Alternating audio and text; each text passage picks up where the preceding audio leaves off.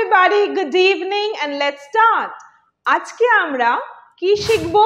Body paragraph, letter writing এর body paragraph. চলো ঝটপট শুরু করে দিই।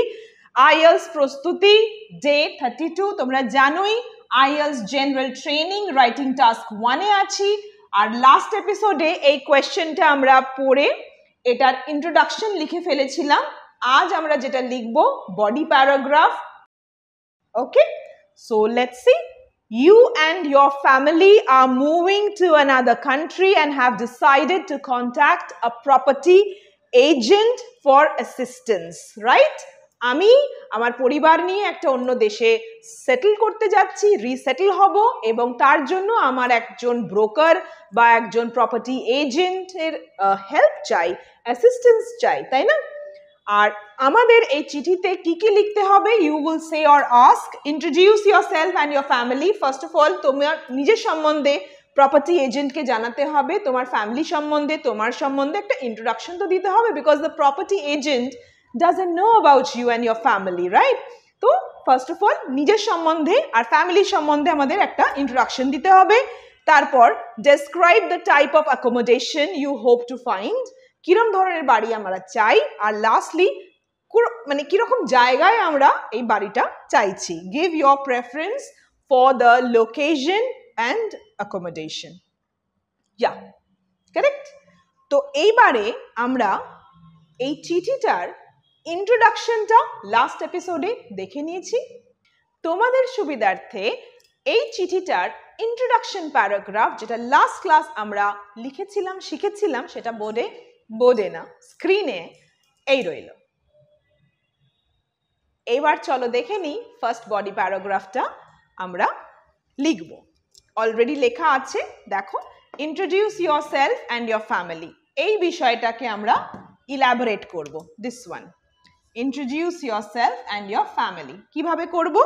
Let us start with an introduction. Okay, I practice law and will resettle in the UK with my lovely wife, Dr. Olivia Cyrus, and two beautiful kids aged 11 and 16. We participate in cycling, tennis, and baseball. So we consider ourselves a very effervescent, means energetic, family. That's it. সুন্দর করে ছোটর ওপরে আমরা ইন্ট্রোডাকশনের যে রিকোয়ারমেন্টটা ছিল চিঠিতে লিখে ফেললাম। তো এটার বাংলা মানে কি? চলো শুরু করি একটা ইন্ট্রোডাকশন নিয়ে। Let's start with an introduction. Okay, I practise law, obviously আমি লয়ার, আমি ল প্র্যাকটিস করছি, এবার মানে করি practise, and will resettle in the UK. তো আমি রিলোকেট হব বা সেটেল হব, রিসেটেল হব কোথায়? ইউনাইটেড কিংডম, ইউকেতে, গ্রেট ব্রিটেন, কারেক্ট। কার সাথে? আমার lovely wife doctor Olivia Cyrus. দেখো, আমি লয়ার, ওয়াইফ ডক্টর, নাম অলিভিয়া সাইরাস, এবং আমাদের দুটো সুন্দর ছোট ছোট চিলড্রেন, কিডস, একজনের বয়স 11 আর একজনের বয়স 16, কারেক্ট। এই হলো আমার ফ্যামিলি ইন্ট্রোডাকশন। আর এখানে আরো বলা হয়েছে উই পার্টিসিপেট ইন সাইক্লিং, আমরা সাইক্লিং, টেনিস, বেসবল এই সমস্ত অ্যাক্টিভিটিতে খুবই ইনভলভড, আমরা পার্টিসিপেট করি। ইয়েস, তাই আমরা নিজেদেরকে কনসিডার করি, আইডেন্টিফাই করি as one of the most effervescent families, মানে খুবই অ্যাক্টিভ আর এনার্জেটিক ফ্যামিলি আমরা। তাহলে পরে প্রপার্টি এজেন্টকে কিন্তু খুব সুন্দরভাবে তুমি নিজের সম্বন্ধে আর নিজের পরিবারের সম্বন্ধে ফ্যান্টাস্টিক একটা ইন্ট্রোডাকশন দিয়ে ফেলছো খুবই ইজিলি, কারেক্ট। বাচ্চাদের বয়স, বাচ্চা, ওয়াইফ, যারা যারা রয়েছে, প্রফেশন কি, আর তোমাদের পাস্ট টাইমে তোমরা কি করো, কো কারিকুলার অ্যাক্টিভিটিসে কিভাবে ইনভলভ থাকছো, বাস একটা basic introduction, and that's it. This is done, correct. I move this side. তোমরা দেখে নাও একবার, look at the board, right.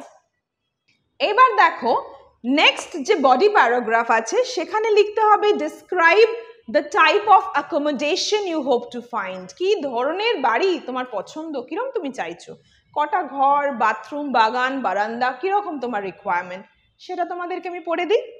চলো খাতা পেন নিয়ে নোট ডাউন করো। So the next body paragraph, moving on to the heart of the matter, we need numerous factors satisfied with the UK rental property. এটার মানে আমরা অনেকগুলো factors কিন্তু consider করছি এই নতুন বাড়িতে ইউকেতে যে মুভ করব তার জন্য। আমি আবার পড়ে দিচ্ছি, তোমরা প্লিজ ভালো করে শোনো। Moving on to the heart of the matter, okay, we need numerous factors satisfied. প্রত্যেকটা numerous মানে many many factors, okay, should be satisfied. Tick mark হতে হবে, এটা এই ফ্যাক্টরটা এই ফ্যাক্টরটা এই ফ্যাক্টরটা সবকটা স্যাটিসফাইড হতে হবে, মানে কি যে ফুলফিল হতে হবে, ঠিক আছে, আমাদের যা যা রিকোয়ারমেন্টস আছে with the UK rental property. Okay, এখানে এই যে লাইনটা, ফার্স্ট লাইনটা যে moving on to the heart of the matter, বুঝতে পারছো এটা কত cohesive and coherent way of writing. Yeah, এই কোহেসিভ রাইটিং, কোহেরেন্ট রাইটিং নিয়ে, স্পিকিং নিয়ে আমি প্রচুর লেকচার্স তোমাদেরকে দিয়েছি, তাই আমি এটা রিপিট করতে চাইবো না। তোমরা যারা প্রিভিয়াস এপিসোডসগুলো মিস করে গেছো প্লিজ দেখে নিতে পারো if you want. It is all there in the description box below. আমাদের চ্যানেলে আইএলস বলে তুমি সার্চ করতে পারো, whatever content you want পেয়ে যাবে। তো ওখানে তোমার এটা 100% ক্লিয়ার হয়ে যাবে what I mean by cohesive writing. Next point, without a doubt, we must acquire a 2-story villa that possesses 5 bedrooms, laundry, connections, modular kitchen and 3 bedrooms. তাহলে কতগুলো ঘর লাগছে সেটা এখানে বলা হয়েছে, কি কি ঘর, এবং দুতলা ভিলা তোমার রিকোয়ারমেন্ট সেটা এখানে বলা হলো। Besides these attributes, my wife is very passionate about gardening. আমার ওয়াইফ ভীষণ, তার একটা প্যাশন আছে বাগান করার, গার্ডেনিং এর। And thus the house should hold a large backyard for agricultural purposes, right? তাই একটা ছোটখাটো বাগান বাড়ির পেছন দিকে ব্যাকইয়ার্ডে হলে খুবই ভালো হবে। It can be like a kitchen garden. এখানে আমি লিখেছি agricultural purpose, I mean মানে ওয়াইফ গার্ডেনিং করবে, ইউ নো, ছোট ছোট প্লান্টস লাগাবে, maybe tomatoes and maybe apples, flowers, whatever. চলো তাহলে আমরা বুঝে গেলাম যে এই যে বডি প্যারাগ্রাফটা আছে, যে কিরকম ঘরবাড়ি আমার দরকার, আমি কিরকম খুঁজছি, সেটা কিন্তু এইভাবে তোমরা বলতে পারো। স্ক্রিনে সমস্তটা দেওয়া আছে, আই হোপ তোমরা ফলো করছো। এইবারে আমরা কি লিখবো? The next body paragraph, give your preference for the location and accommodation. As UK newcomers, we will lean on your assistance in discovering the perfect neighborhood location. আমরা যেহেতু এখানে নতুন, আপনার অ্যাসিস্ট্যান্স, প্রপার্টি এজেন্টের অ্যাসিস্ট্যান্স খুবই আমাদের দরকার ভালো একটা পাড়া বা নেবারহুড খোঁজার জন্য, আইডেন্টিফাই করার জন্য, রাইট, পাওয়ার জন্য। ক্লিয়ার না? ক্লিয়ার না হলে প্লিজ কমেন্ট করো, ঠিক আছে? We will definitely help you out. Don't hesitate. দেখো next point, more specifically, we hope you can secure a house in a neighborhood surrounded by kid-friendly parks. তো বাড়িটা যেখানে দরকার সেখানে যেন পার্কস থাকে, ইয়েস, যেখানে বাচ্চারা খেলাধুলো করতে পারবে। Facilities for the above referenced activities and top-rated schools. Did you understand this? আবার পড়ছি, শোনো মন দিয়ে। More specifically, we hope you can secure a house in a neighborhood surrounded by kid-friendly parks, facilities for the above referenced activities and top-rated schools. অর্থাৎ kid-friendly parks থাকবে যেখানে বাচ্চারা খেলাধুলো করবে, তো বললামই। তাছাড়াও এই যে বেসবল, সাইক্লিং, এই যে অ্যাক্টিভিটিসগুলো যাতে ওরা করতে পারে, husband and wife as a couple, children, you know, সেটারও যেন ব্যবস্থা থাকে, এবং স্কুলস মাস্ট যেন থাকে যেখানে বাড়িটা হবে তার আশেপাশে।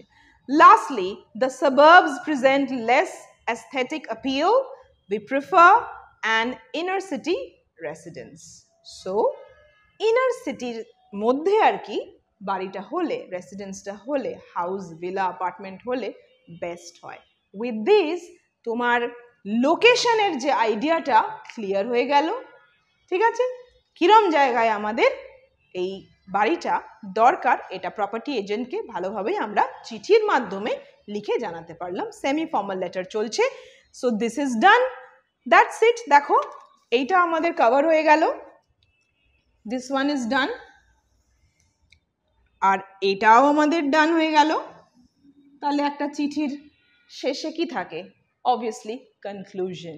রিমেম্বার IELTS একাডেমিকের টাস্ক 1-এ, রাইটিং টাস্ক 1-এ you don't need a conclusion দিতে লাগে না, বাট IELTS জেনারেল ট্রেনিং এর রাইটিং টাস্ক 1-এ you must add the conclusion। তো বাস সবটাই যখন করছি, কনক্লুশন কেন নয়? Let's see the conclusion. We hold high expectations and hope you can secure the accommodation for our relocation, right? মানে আমরা আশা রাখছি, অনেক আশা রাখছি যে আমাদের যেরকম রিকোয়ারমেন্ট আপনি সেরকম বাড়ি অবশ্যই আমাদের দিতে পারবেন। আরেকবার বলে দিই, we hold high expectations and hope you can secure the accommodation for our relocation. That's it. With this the letter ends, ending এ আমাদের লিখতে হবে sincere thanks and then your signature. Say for example, John Tucker, yeah? So with this, it's a wrap, everybody. I'm so happy that you watched the episode and you're learning and you're growing. আশা করি আজকের পর্বটা এবং প্রত্যেকটা পর্ব আমাদের IELTS এ তোমাদের help করছে, প্রচুর হেল্প করছে। কেমন লাগছে? Please do share your feedback with us. Thank you so much for tuning into EFA Spoken English Official. I am Krishnanjana signing off for now. See you very soon with the next IELTS episode. Bye. God bless.